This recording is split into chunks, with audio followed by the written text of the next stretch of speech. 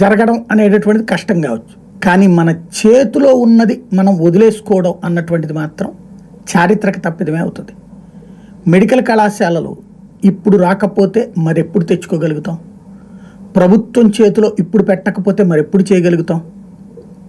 జగన్ మంచోడా చెడ్డోడా ఇదంతా ఎవరి వాదన వాళ్ళు వినిపించండి. జగన్ అవసరమైతే మీకు నచ్చలేదా ఏం చేస్తారో చేసేయండి, కానీ అతను తీసుకొచ్చిన విధానం కాదే.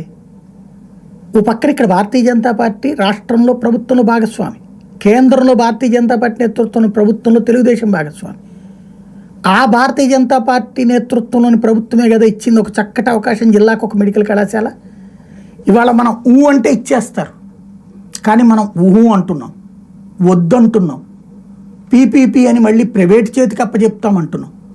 ప్రభుత్వం చేతిలో మెడికల్ కళాశాల రావడం అన్నది అదృష్టం, అద్భుతమైన అవకాశం, ప్రభుత్వానికి దక్కిన వరం.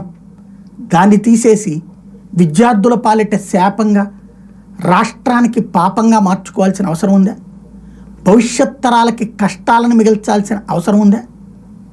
ఇది నోటి దగ్గరకు వచ్చిన ముద్దని తుపుక్కున ఊసినటువంటి వ్యవహారం లాంటిది. ఖచ్చితంగా మెడికల్ కళాశాలల విషయంలో పునరాలోచన చేయాల్సినటువంటి అవసరం అయితే ఉంది. ఇక్కడ నేను ఎవరిని దూషించట్లా, ద్వేషించట్లా, కానీ రాష్ట్ర భవిష్యత్ ప్రయోజనాలని చెడగొట్టుకోవద్దు అన్నటువంటి పాయింటే ప్రధానంగా ప్రస్తావిస్తున్నాను.